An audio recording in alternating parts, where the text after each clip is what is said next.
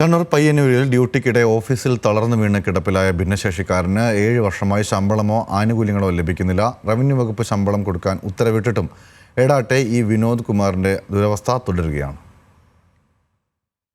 7 വർഷമായി വിനോദ് കുമാറിന്റെ അവസ്ഥ ഇങ്ങനെയാണ്. ചലനശേഷിയും സംസാരശേഷിയും ഇപ്പോൾ പേരിന് മാത്രം. ജീവിതം രോഗക്കിടക്കയിൽ തന്നെ. പയ്യന്നൂർ താലൂക്കിലെ ലാൻഡ് ട്രൈബ്യൂണൽ ഓഫീസിൽ സൂപ്പർ ന്യൂമററി തസ്തികയിൽ ക്ലർക്കായിരുന്നു വിനോദ് കുമാർ.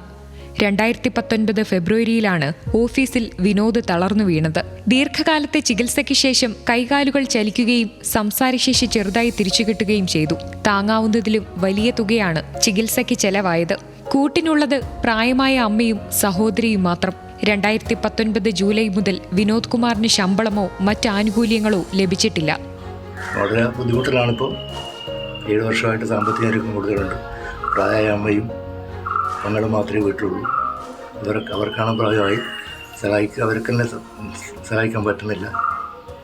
അങ്ങനത്തെ ദയനീയാവസ്ഥയിലൊക്കെ ഉള്ളൂ.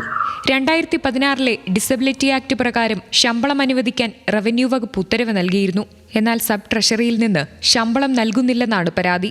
ബന്ധപ്പെട്ട റൂളും ഫിനാൻസ് ഉത്തരവും ഉണ്ടെങ്കിൽ മാത്രമേ ശമ്പളം നൽകാനാകൂ എന്നാണ് ട്രഷറി അധികൃതർ നൽകിയ വിശദീകരണം. പരാതിയുമായി കളക്ടറേറ്റിൽ കയറിയിറങ്ങുന്നത് ഇപ്പോഴും തുടരുന്നെങ്കിലും അർഹതപ്പെട്ട പണം മാത്രം കയ്യിലെത്തിയിട്ടില്ല. ന്യൂസ് മലയാളം, കണ്ണൂർ.